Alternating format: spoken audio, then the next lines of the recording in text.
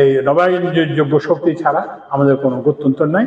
আরেকটা আমরা জিনিস করতে যাচ্ছি। আপনারা জানেন যে আমাদের যে বিদ্যুৎ খাতে এবং জ্বালানি খাতে যে বিদ্যুৎ খাতে যে সর্বনাশ করা আছে সেটা হচ্ছে আইপিপি, ইন্ডিপেন্ডেন্ট পাওয়ার প্রডিউসার, যে সরকার সব বিদ্যুৎ কিনবে।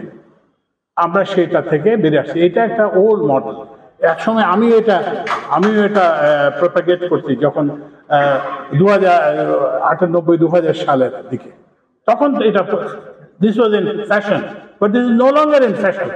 সরকার বিদ্যুৎ কিনে এই মডেল কিন্তু এখন আর নাই। তো ওই জন্য আমরা একটা মার্চেন্ট পাওয়ার পলিসি দিয়ে রিপ্লেস করতেছি। যে মার্চেন্ট পাওয়ার পলিসিতে হচ্ছে যে আপনি বিদ্যুৎ উৎপাদন করবেন এবং আপনি আপনার গ্রাহক ঠিক করবেন, কিন্তু যেহেতু আপনার সবাই মিলে সবাই তো আর ট্রান্সমিশন লাইন করতে পারবে না, সবাই তো ডিস্ট্রিবিউশন নেটওয়ার্ক করতে পারবে না। আপনি আমাদের এই যে সরকারের কিংবা পিজিসিবি কিংবা ডিস্ট্রিবিউশন কোম্পানির ডিস্ট্রিবিউশন লাইন ব্যবহার করতে পারবেন একটা হুইলিং চার্জ দিয়ে। তো এই জন্য আমরা কিন্তু ওই যেটা বললাম যে আইপিপি যে পলিসি, সেই পলিসি থেকে আমরা সরে আসতেছি। আমরা নতুন করে আইপিপি আমরা করতে চাচ্ছি না। এখন আমরা মার্চেন্ট পাওয়ার পলিসি, তবে কোনো ক্ষেত্রে যদি প্রয়োজন হয় যে একটা মিনিমাম অফটেক রিকোয়ারমেন্ট হয়তো 10-20% এরকম একটা হয়তো আমরা থাকবো, কিন্তু সরকার প্রধান ক্রেতা হবে না।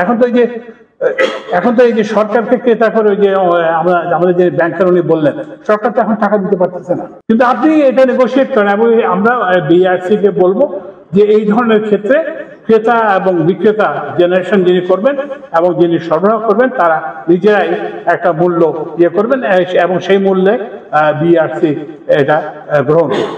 নেট মিটারিং ফাইলস, এটা আমি দেখবো যে এটা, কারণ এখন হচ্ছে যে আগে ছিল বিদ্যুতের কনজিউমার, এখন হচ্ছে যে টার্মিনোলজিটা হচ্ছে প্রজিউমার। আপনি প্রোডাকশন করবেন এবং আপনি কনজিউম করবেন। আপনার যখন বাড়তি থাকবে তখন আপনি গ্রিডে দেবেন এবং আপনার যখন শর্টফল হবে তখন আপনি গ্রিড থেকে নেবেন। তো আমরা এগুলো সবকিছুকে ফ্যাসিলিটেট করব। আমি সাংবাদিক হিসেবে আপনাদের কাছে বিনীতভাবে অনুরোধ জানাবো যে এই বাস্তবতাটাকে কনভে করার জন্য যে কি বলে যে এই যে রিনিউয়েবল এনার্জি ছাড়া আমাদের কোনো গত্যন্তর নাই, আমাদের এই নবায়নযোগ্য শক্তি ছাড়া আমাদের কোনো গত্যন্তর নাই। কারণ আমরা এই যে ইম্পোর্ট বেস, আমরা এই যে এটা আমাদের এনার্জি সিকিউরিটিকে হ্যাম্পার করতেছে। তো এইগুলো আমরা বাংলাদেশের অর্থনীতির সবচেয়ে বড় দুটো সমস্যা হচ্ছে প্রতিযোগিতার অভাব, গভর্নমেন্ট সরকারি ক্রয়ের ক্ষেত্রে প্রতিযোগিতার অভাব। তো আমরা এই জন্য সবকিছুকে উন্মুক্ত করে দিয়েছি।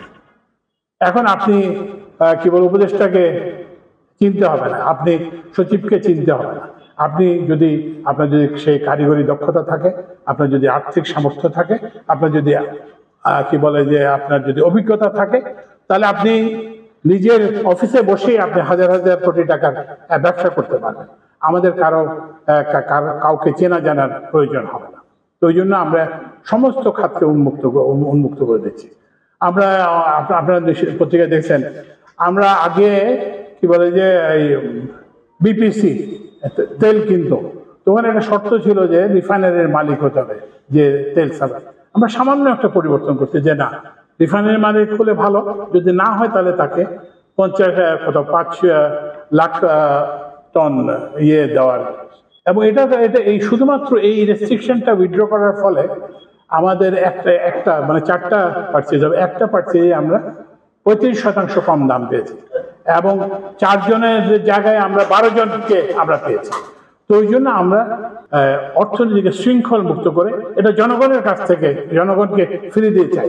ব্যবসা করার অধিকার কেবল মন্ত্রীর আত্মীয়ের কিংবা উপদেষ্টার আত্মীয়ের নয়, সচিবের আত্মীয় কিংবা সচিবকে যিনি করতে পারবেন কিংবা কর্মকর্তা কর্মচারীদের হাতে কিছু গছিয়ে দিতে পারবেন তা না।